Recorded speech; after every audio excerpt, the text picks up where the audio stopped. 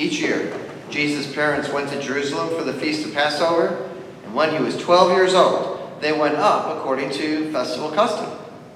After they had completed its days, as they were returning, the boy Jesus remained behind in Jerusalem, but his parents did not know it. Thinking that he was in the caravan, they journeyed for a day and looked for him among their relatives and acquaintances.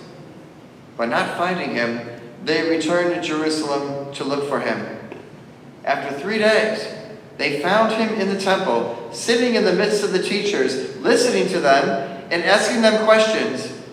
And all who heard him were astounded at his understanding and his answers. When his parents saw him, they were astonished. And his mother said to him, "Son, why have you done this to us? Your father and I have been looking for you with great anxiety." And he said to them, "Why were you looking for me? Did you not know that I must be in my Father's house?" But they did not understand what he said to them. He went down with them and came to Nazareth and was obedient to them. And his mother, she kept all these things in her heart.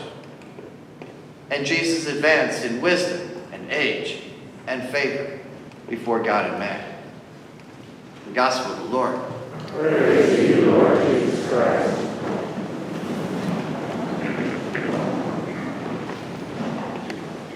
Our first reading today features a story of a marvelous woman by the name of Hannah. And you may not be too familiar with her, so I'm going to give you a little background so you can fully understand how amazing she really is.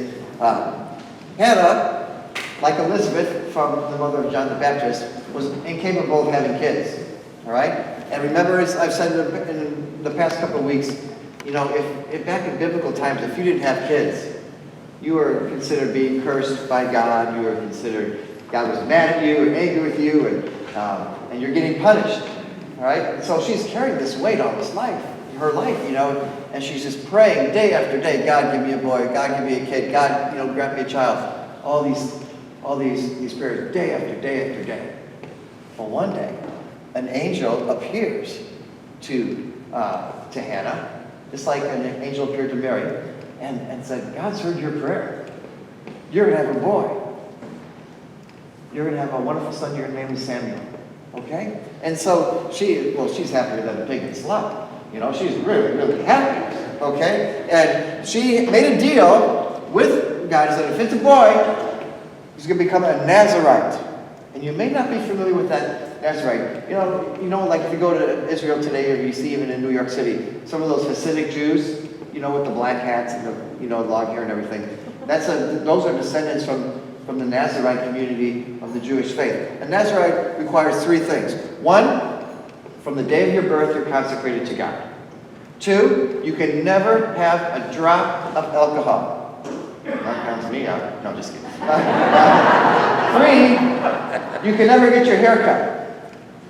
All right? So, you know, like Samson. Remember the story of Samson with the long hair? He was a Nazarite. All right? So, Hannah's saying a deal's a deal. You know, God answered my prayer. And so when you consecrate your baby to God, as soon as the child's weaned, so it's still a baby, right? She goes back to the temple, and that's where our reading comes in today. She goes back to the temple to Eli, said, "Here he is. He's yours." Can you imagine? All your adult life, you're praying for a kid. You finally get one, and then you give it away. The story gets better. God eventually blesses Hannah with all kinds of kids. She has a whole house full of kids as time goes on. But what does the story teach us? Hannah gives us a great example of giving back to God. Think about your own families. Think about your parents. Think about your grandparents. Think of the sacrifices they made for you. Think about the love, the time, sometimes patience, right, with us. They have given us so much.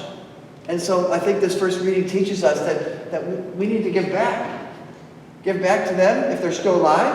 If they're not, pray for them. We need to give back to God. We've been blessed. We've been really, really blessed. And so to take these blessings and give some of that back to God, that's the lesson Hannah teaches us in the first reading today. Now in our second reading, first letter of John, we'll be hearing from that a lot during the Christmas season, especially in the daily masses. But the reading today tells us that we're God's family.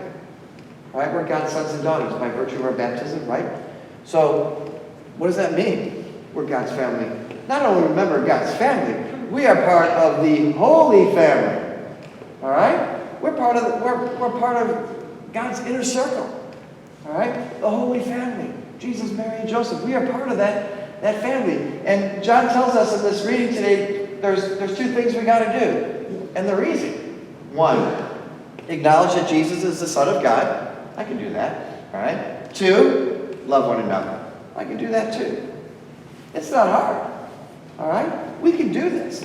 And the more that we love one another and recognize that Christ is our God, you know, we have this special bond that's uniquely intertwined with the Holy Family. And then we have our gospel.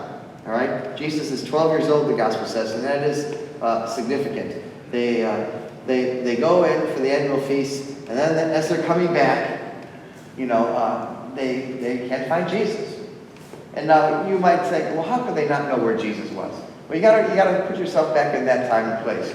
Back then, they traveled in caravans. Okay? They traveled in caravans because there was safety in numbers. If you traveled by yourself, it was a lot more likely you'd get robbed or beat up.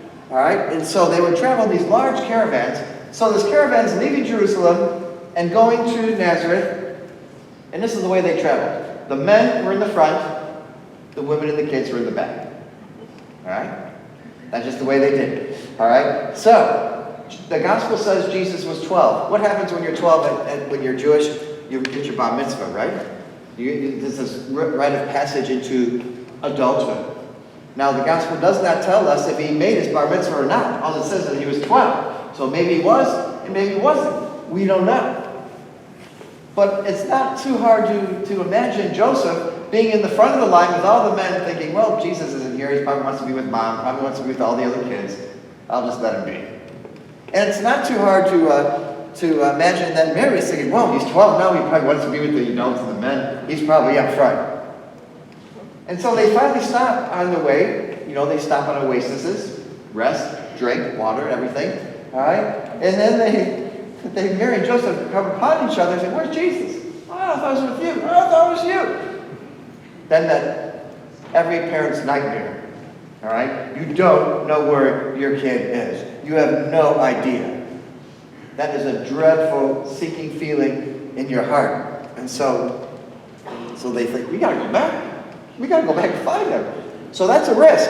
All right? They're going back by themselves. All right? No caravan, no safety, no security. Jesus was with a risk, right? So they go back. And you could just picture Mary saying, oh, why did he do this? Why did he do this? Where is he? Where is he? And Joseph saying the same thing. I mean, if I told a stuff like that, you know, my mom would be saying, God, please help me find him. Please help me find him. When I find him, I'm going to kill him. You know? But, you know, so they finally get there. And you can just see the anger in Mary's voice. Why have you done this to us? What did we do to deserve this? What is your problem? Why did you do this? And Jesus is like, what I do? I'm just hanging out in my Father's house. You know, there's that generational communication gap again, right? That many families have. This indeed was a crisis. When you don't know where your kid is, that's a crisis. Right? And the Holy Family, you may put them up on a pedestal and think, oh, they're so holy, they're so perfect. No! They had crises just like we do. And this wasn't their only one. Remember when Herod wanted to kill the baby? They had to go become refugees in another country, in Egypt. All right? This family had crises just like us. And so when our families are in crises, I think it would be a great thing. The first thing to do is to, turn to the Holy Family. They know what crisis is about. I remember probably the most challenging year in my life was when I was 17 years old. I was junior in high school. All right, and my parents had gotten divorced, and some of my older siblings were already away in college, and I was just like left alone, and I didn't handle it too well. I ended up in 3 different high schools in 4 years, in 3 different states. All right? So I felt like I was just kind of like ushered off and I'm on my own. And with no support of really a family, right? Or anybody. And the way I attribute surviving those high school years for me was just that that's when I really grew in my dependence on God. God was the only one with me through those tumultuous times. All right? And that's when my faith in God really started to deepen. And that's when I realized I had to depend on God. Because I knew I couldn't do everything on my own. Yeah, I know when I'm 17 you think you can do it all, but you can't. Right? And I knew I needed more. So when you have your family crises, and they'll come, they will come, this is part of life, right? Turn to the Holy Family.